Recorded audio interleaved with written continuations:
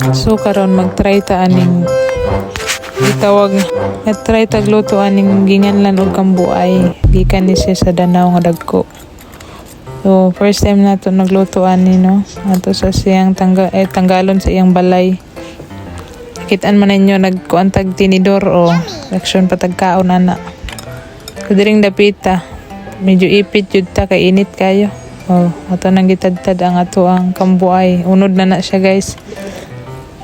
Magbukbang tag-try ani kung unsay lasa ani kay first time na to nakaluto ani. Ato na siyang ilutoon. Gisa-gisahon nato siya, ubot nga nato siya gamay og sili. Gisa-gisahon, kuraw-kuraw gamay, tapos taud-taud na pwede na siya haunon. So haunon na nato ni karon taud-taud. Okay sa tagamay. Kana medyo kuan naman siya. Okay naman siya, luto-luto na. Okay, haunon na to, lami na kayo. Di na mailhan ba nga kambuay dahil siya.